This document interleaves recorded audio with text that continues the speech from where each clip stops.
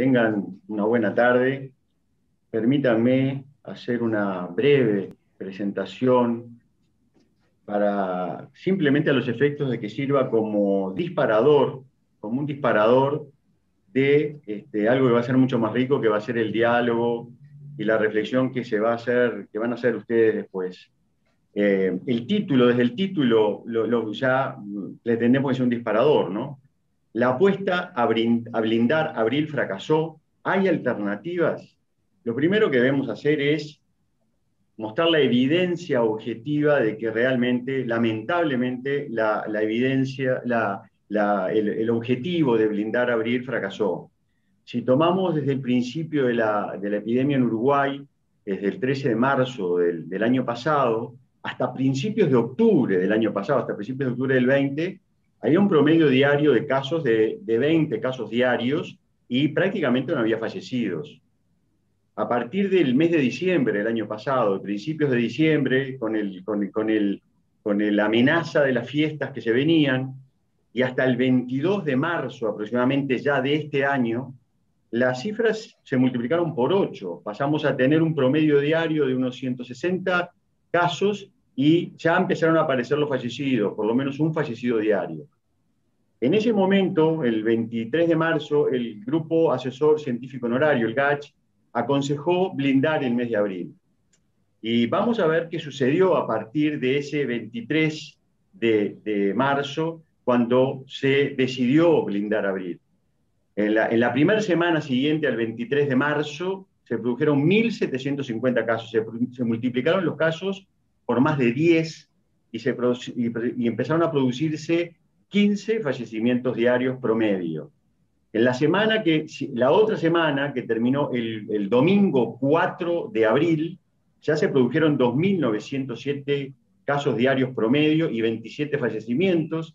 En la semana que terminó el 11 de abril, el domingo 11, 3.841 y 52 fallecimientos. En la semana que terminó el domingo 18 de abril, 2.344 casos diarios promedio y 64 fallecimientos diarios. Y en la semana que terminó el domingo pasado, se habían producido un promedio diario de 2.874 casos y 60 fallecimientos diarios. Esto es la evidencia objetiva de que fue un fracaso el blindaje de abril y que parece que se hubiera querido hacer todo lo contrario al blindaje del mes de abril. Esto llevó a que se produjeron en ese periodo entre el 23 de marzo y el 25 de abril más de 1.500 fallecimientos, transcurrido el mes que se decidió blindar. A esto habría que agregarle los fallecimientos que se produjeron desde el domingo pasado al día de ayer, que fueron unos 239, es decir, que en el mes de abril estamos superando largamente los 1.700 fallecimientos en el periodo que pretendimos blindar. Esto permite objetivar realmente que, en realidad, los deseos no pasan por decisiones, sino que deben establecerse intervenciones que permitan lograr el objetivo. ¿Hay alternativas? Es la otra pregunta. Hay evidencia científica de que ninguna medida por sí sola va a generar un control efectivo de la pandemia. En realidad, se logrará el control efectivo de la pandemia, no solo a nivel de Uruguay, sino a nivel mundial, con la inmunidad natural que vaya adquiriendo la población, la comunidad como consecuencia de tener la enfermedad, la inmunidad adquirida por la vacuna, la efectiva vigilancia epidemiológica y medidas de distanciamiento social adaptadas en cada momento a la intensidad que tenga la pandemia. Con respecto al punto 3, que es la efectiva vigilancia epidemiológica, Uruguay venía muy bien en este tema y lamentablemente en los últimos tiempos se perdió el hilo epidemiológico, se decidió no seguir el pesquisaje y además hubo algunos cambios en los exámenes, en las pruebas que se utilizan para detectar casos y contactos que ponen en duda que podamos continuar con una vigilancia epidemiológica eficaz. Respecto a la vacunación, que viene muy bien en Uruguay, como bien decía Paul, es una forma de estar optimista, por lo menos.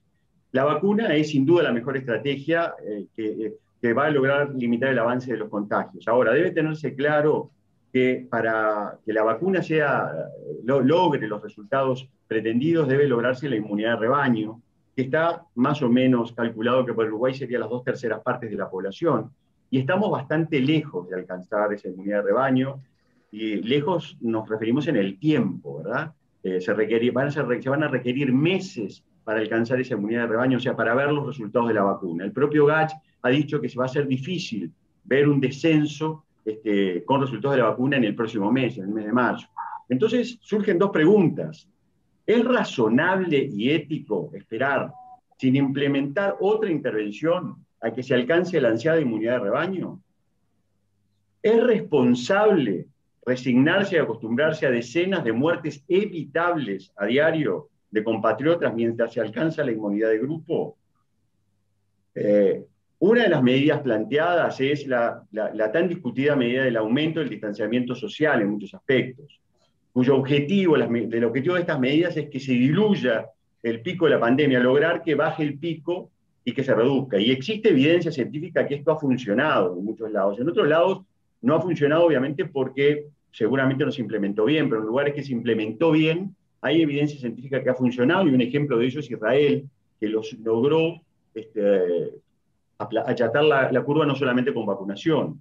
Y el otro elemento que hay que tener muy en cuenta en esto, que las medidas de distanciamiento social no dependen exclusivamente de la innegable responsabilidad individual. O sea, existe claramente la responsabilidad individual y es muy importante, pero no pasa exclusivamente por ella.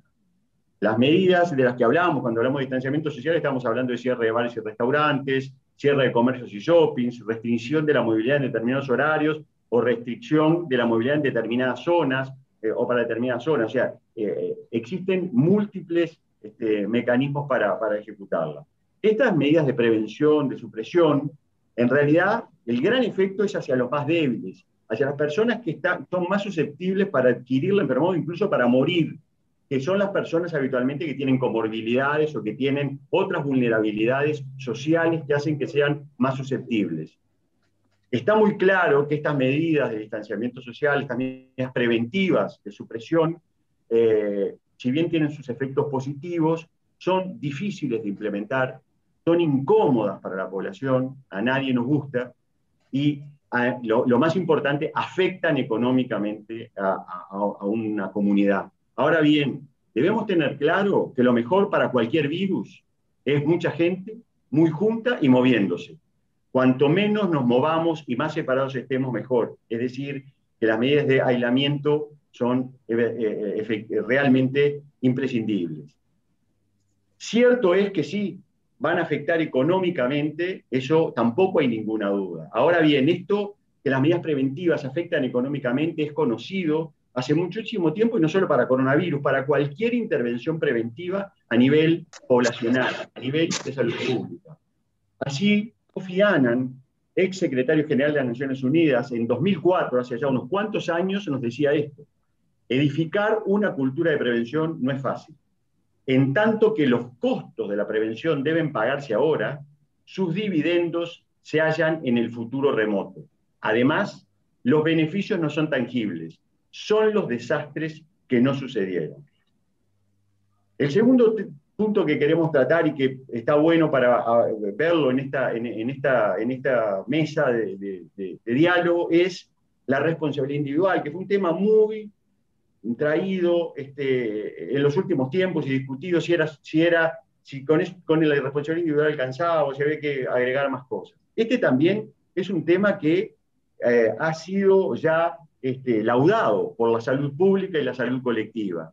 Geoffrey Rose, el padre de la medicina preventiva moderna, un epidemiólogo de la Universidad de Oxford, nos decía en 1992: no tiene mucho sentido esperar que los individuos se comporten de manera diferente a sus iguales. Es más apropiado buscar un cambio general en las normas de conducta y en las circunstancias que facilitan su adopción. Y esto es porque la salud está fuertemente determinada por el entorno en que vivimos, en el que trabajamos, cómo nos alimentamos, cómo nos movemos, cómo disfrutamos de nuestro tiempo de ocio. No depende exclusivamente de decisiones individuales, sino que está determinada por factores sociales, culturales, económicos y medioambientales. Tal es así que En la Unión Europea, que hace ya unos cuantos años tiene una política de inclusión de las políticas de salud en todas las políticas públicas, en una declaración de Helsinki en 2013 decía, la salud de las personas no es solo una responsabilidad individual o del sector salud, sino que también implica cuestiones políticas más amplias. En suma, está laudado por la salud pública, por la salud colectiva, que la responsabilidad individual es necesaria, pero aislada es absolutamente insuficiente. Para terminar, vamos a traer una alegoría de McKinley, que es una vieja alegoría que nos dice, es inconsistente limitarse a salvar a quienes se están ahogando en un río sin preocuparse de por qué han caído al río. Hay alguien que está arriba tirándolos al río. Si nadie para a ese canalla que tira gente al río, no se solucionará el problema. Y este es un tercer aspecto que queremos proponer en la mesa de diálogo. En los últimos tiempos hemos asistido a, y lo vamos a caricaturizar, a esto. Hay alguien en una mesa de diálogo que dice, hay muchos accidentes de tránsito, debemos hacer algo. Y otro le contesta, pongamos más camas en los hospitales.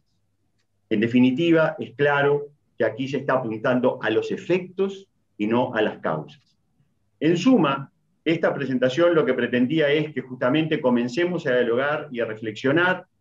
Les agradezco mucho y le paso a Paul para que modere esta mesa. Muchas gracias.